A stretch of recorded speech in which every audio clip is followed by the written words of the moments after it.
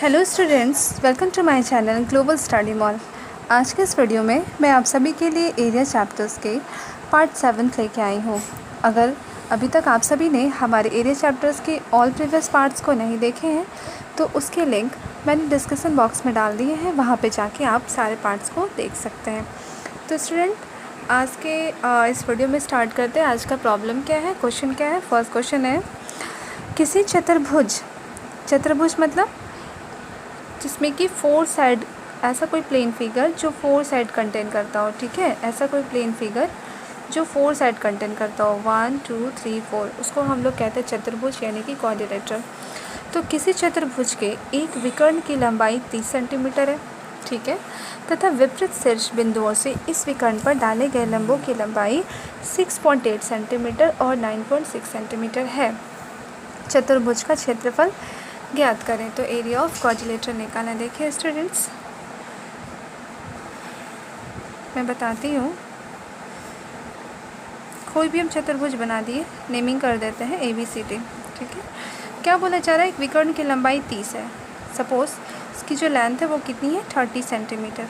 और ये जो डायगोनल है, इस क्या बोला जा रहा है, विपरीत शीर्ष, इसकी जस्ट अपोजिट वर्टेक्स जो है, इसका अपोजिट वर्टेक्स ये है और ये है ना, तो इसके अपोजिट वर्टेक्स से जो हम लोग हाइट डाल रहे हैं उसकी लंबाई कितनी है, 6.8 सेंटीमीटर, और यहाँ से भी डाल रहे हैं। ठीक है, तो इसकी भी लंबाई कितनी है, 9.6 सेंटीमीटर।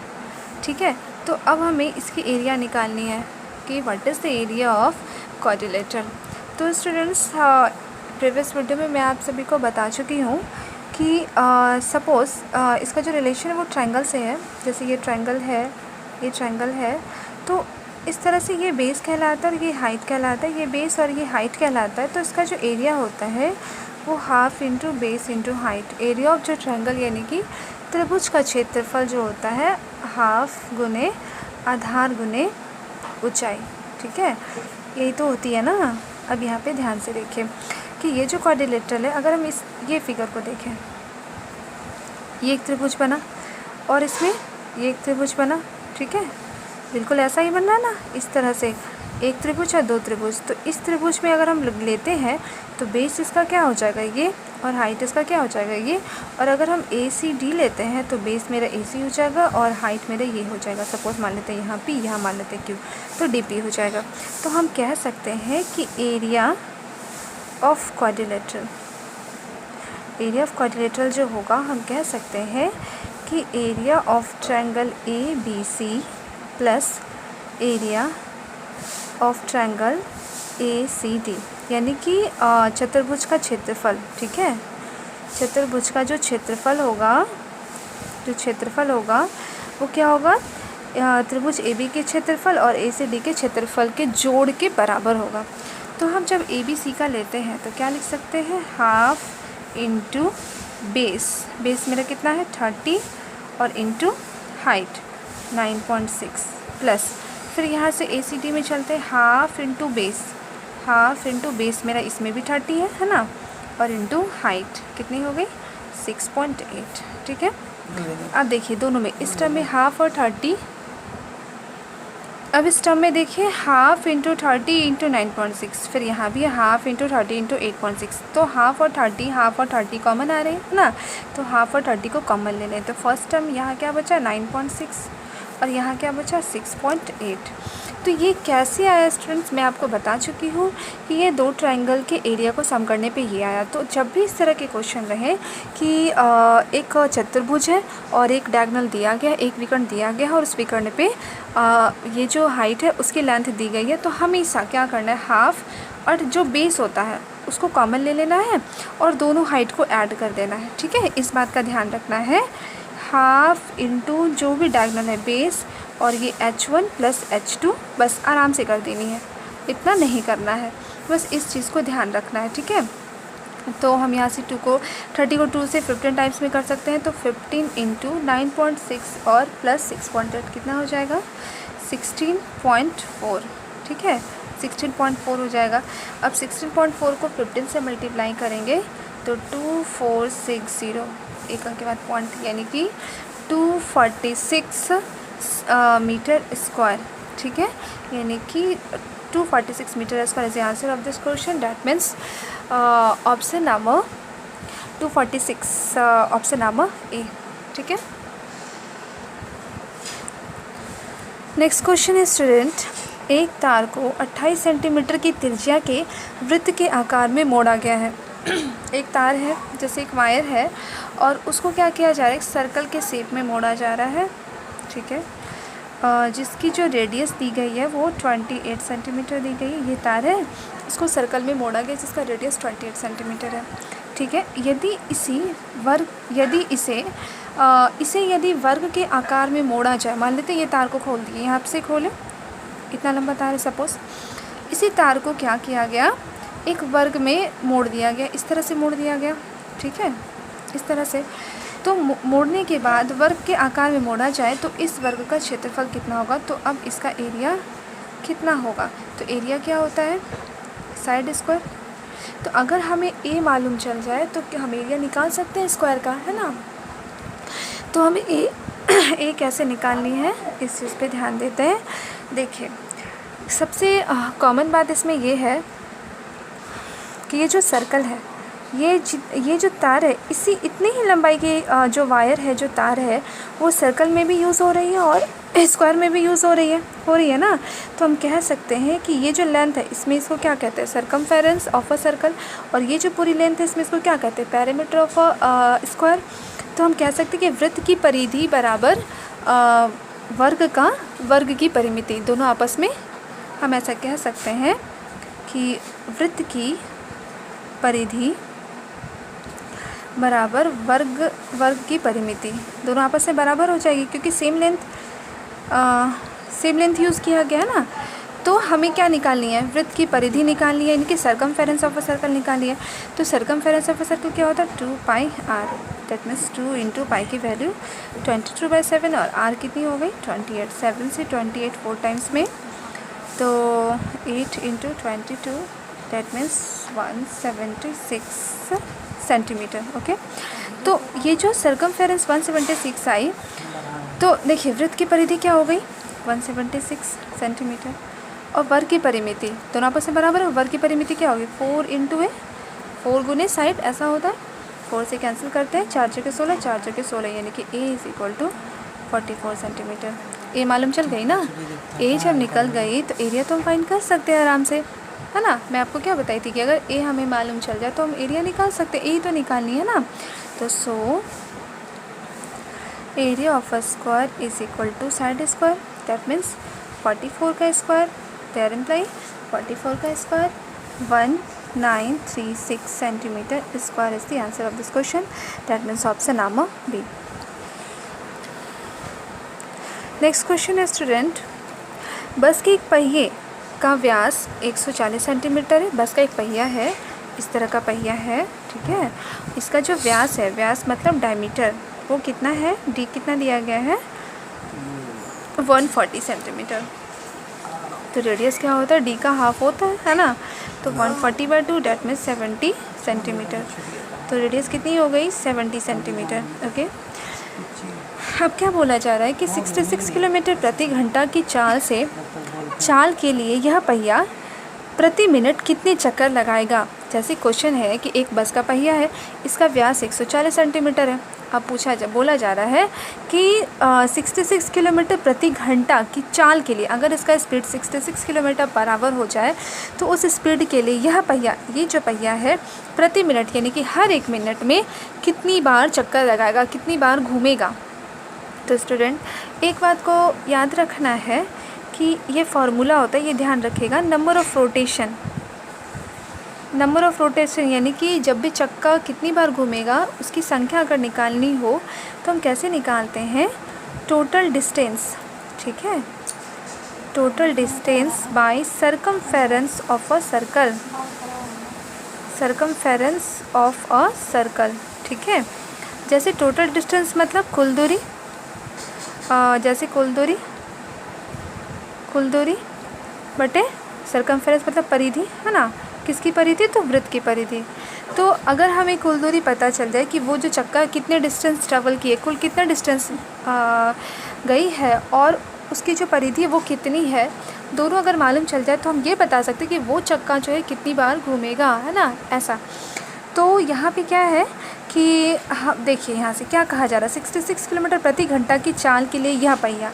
तो स्पीड कितना दिया गया है, ध्यान से यहाँ पे देखिए, स्पीड दिया हुआ है 66 किलोमीटर पर आवर, मतलब हर एक घंटा में 66 किलोमीटर, यानी कि एक घंटा में वो कितना ट्रेवल करेगा? 66 किलोमीटर। चूँकि क्वेश्चन मिनट में पूछा जाए तो मिनट में इसको कन्वर्ट करेंगे। एक घंटा मतलब 60 मिनट, 60 मिनट में 66 किलोमीटर, ठीक है।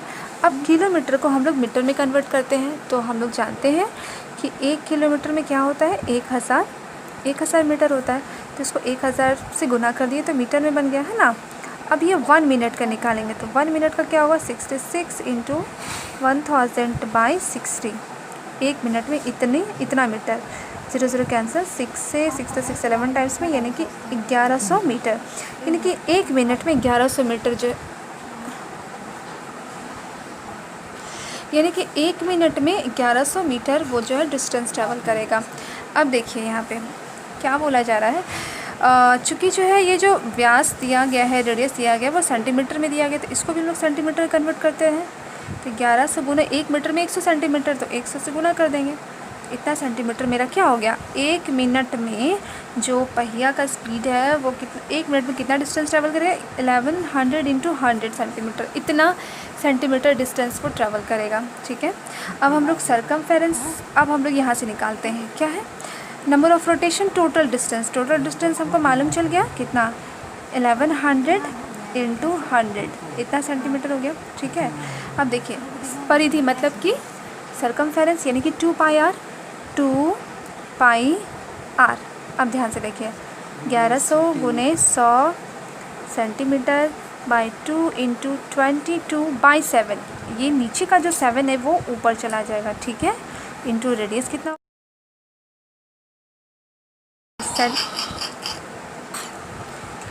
सेंटीमीटर से कैंसिल, 10 से कैंसिल, ठीक है।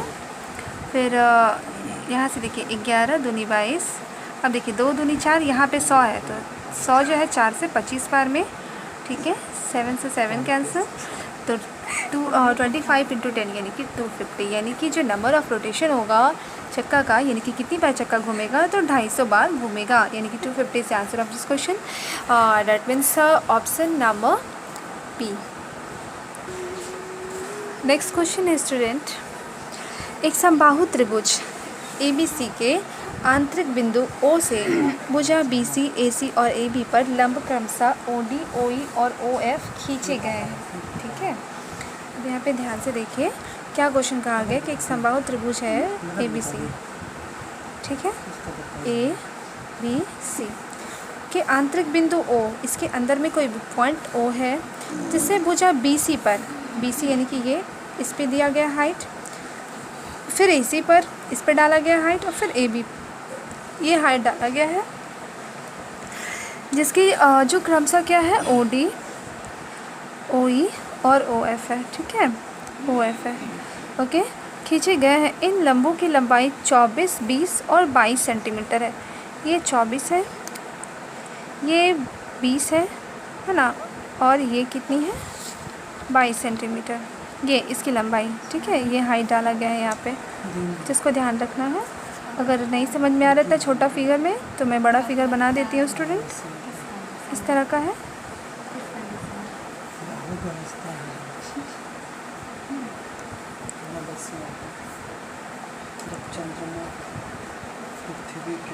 इसकी जो लंबाई वो 24 सेंटीमीटर है, ये 20 सेंटीमीटर है, ठीक है, और इसकी भी जो लंबाई है वो 22 सेंटीमीटर है, ओके। अब यहाँ से क्या बोला जा रहा है, यहाँ पे इन लंबों की लंबाई इतनी है दी गई है, तो ABC का क्षेत्रफल निकालें, इसका क्षेत्रफल निकालें। हम लोग क्या जानते हैं कि समबाहु त्रिभुज का जो क्षेत्रफल होता है, यानी कि एरिया ऑफ इक्विलैटरल ट्रायंगल जो होता है वो क्या होता है? √3/4A² होता है, ये हमको पता है। अगर हमको, लेकिन A तो यहाँ दिया गया नहीं है, अगर हमको A मालूम चल जाए तो हम एरिया निकाल सकते हैं, तो A हमें निकालनी है, तो ए कैसे निकालेंगे, इसको देखिए ज्वाइन कीजिए, है ना, इसको ज्वाइन कीजिए। ज्वाइन करने के बाद क्या हो रहा है, थ्री ट्रायंगल्स फॉर्म्ड हो रहा है, BOC, COA, AOB, ठीक है। तो हम कह सकते हैं कि ये जो मेरा पूरा ट्रायंगल बन रहा है ना, इसका पूरा एरिया, इस तीनों ट्रायंगल छोटे वाले का, BOC का, COA का और AOB का, तीनों के एरिया को अगर हम लोग ऐड कर दें तो पूरे बड़े वाले ट्रायंगल के एरिया के बराबर हो जाएगा। तो छोटा वाला जो ट्रायंगल है, ये देखिए, ये बेस हो गया और ये मेरा हाइट हो गया। तो हम यूज़ कर सकते हैं half into base into height. फिर इस ट्रायंगल के लिए हम लोग यूज़ कर सकते हैं half into base into height. फिर AOB के लिए भी हम लोग यूज़ कर सकते हैं half into base into height. अब देखिए, चूँकि इक्विलैटरल है तो सारा साइड मेरा ए ही कहलाएगा, है ना। तो हम लिख सकते हैं जो ABC का जो एरिया होगा वो एरिया किसके बराबर होगा, BOC plus area COA plus area AOB।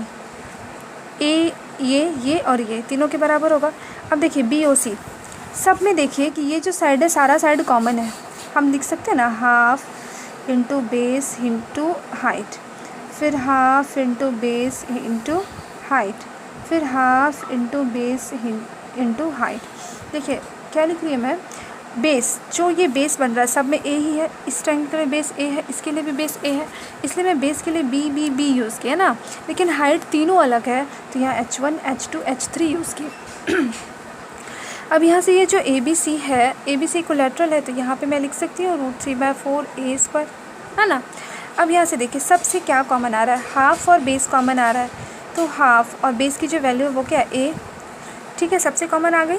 अब यहाँ क्या बचा, H1 की वैल्यू 24 प्लस H2 यहाँ बचा, H2 की वैल्यू 20 प्लस H3 की वैल्यू 22, ठीक है, √3/4a² लिख दी। अब यहाँ से हमें a की वैल्यू निकालनी है, a और a कैंसिल, ठीक है। अब देखिए ध्यान से, हम कर सकते हैं इसको सपोज़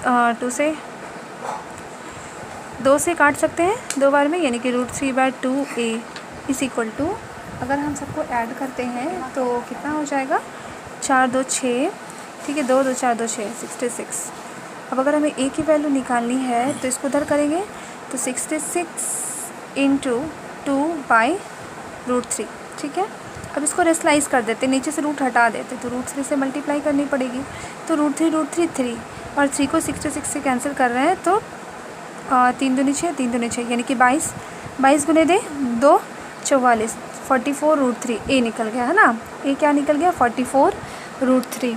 अब हम यहाँ से एरिया बना सकते हैं आराम से, एरिया √3/4a², यानी कि 44√3 इंटू 44√3, √3/4a²। अब इसको काट सकते हैं 4 से 44 11 टाइम्स में, फिर यहाँ देखिए √3 3, तो क्या गुना करना है, 11 इंटू 3 इंटू 44 इंटू ये √3, है ना।